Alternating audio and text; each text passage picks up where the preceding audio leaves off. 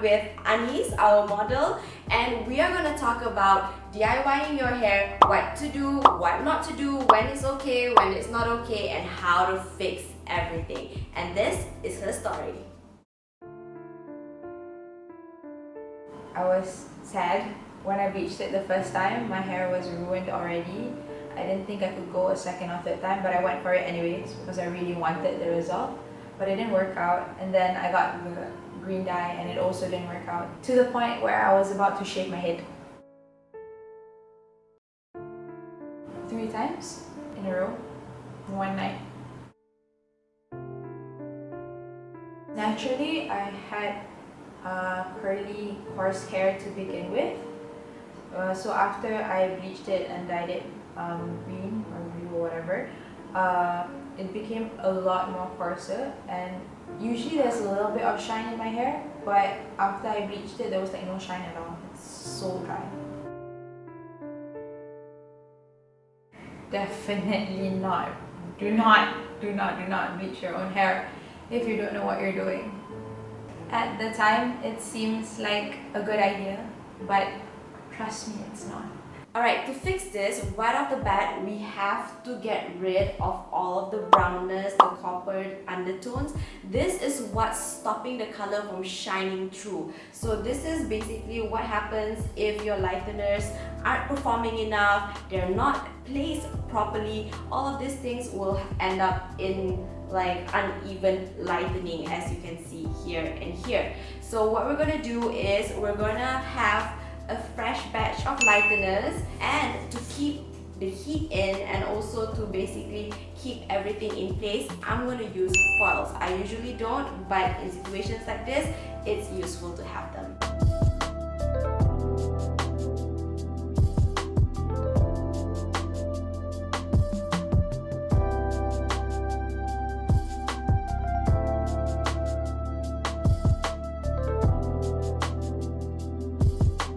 So we're done with the first step, which is the lightening step. And if you're a stylist and you're trying to fix people's hair, you have to do a little bit of a needle in a haystack situation, where you have to like pick the parts or the hairs that is actually over processed, because you don't want to over process them. Leave them out like this so that they process slower.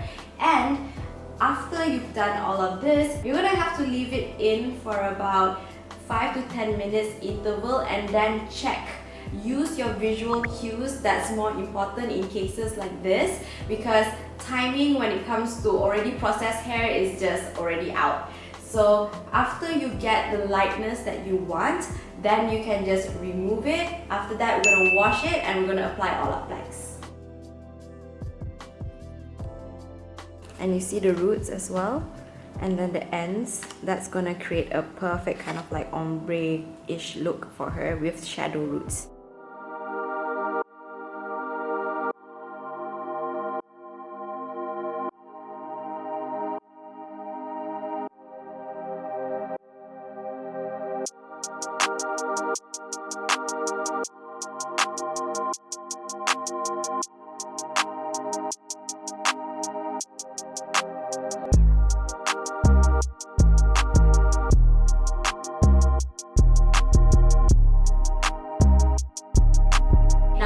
Done with her hair, I'm gonna leave the Olaplex number 2 for about 20 minutes, and I'm gonna wash it off. I'm gonna dry her hair, and the magic starts with the color.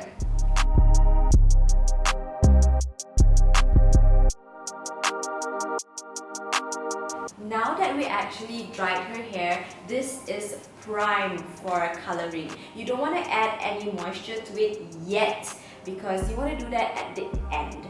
And we're gonna add what she wants, which is this beautiful like green tone, and I'm gonna apply it, and you guys are gonna see how amazing it looks later.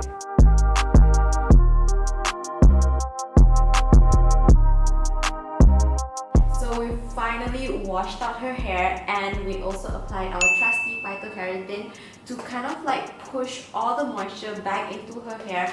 And look at that color. You can already see what kind of a difference a good base makes.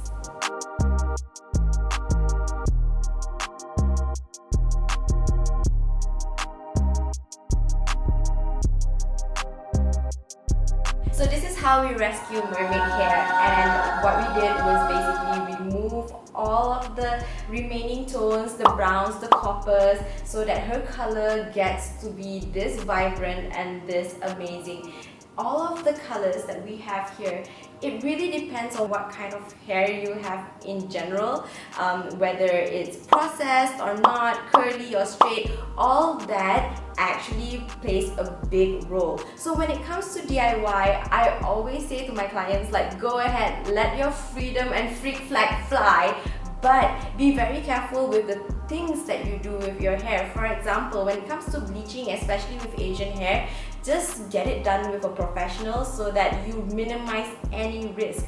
And in terms of like colors, when you're working with vegan dyes, things that don't cause damage, then go ahead, go crazy, go ham, go ahead. Wait for it to fade, and once it does, you can get vegan dyes and like put them in, change colors as long as you follow the color wheel and understand it, which is for another episode. But as long as you understand what to do with your hair, you're a-okay. Do a lot of research.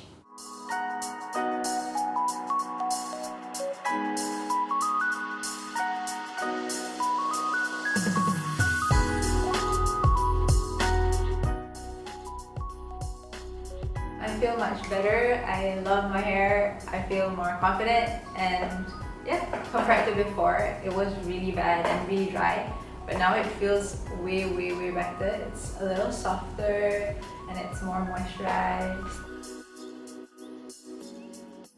If you have the option to seek professional help to bleach your hair, please seek professional help. Don't be like me and try and be adventurous. And yeah, hair is really important, so yeah.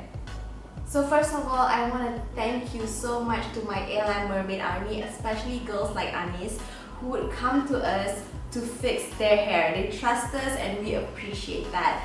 And if you guys find this video useful, don't forget to like, share and subscribe. And if you have any hair DIY misadventures, you can share your story down in the comments below, or if you have any questions about hair, comment down below and we'll answer you guys. I'll see you guys in the next video.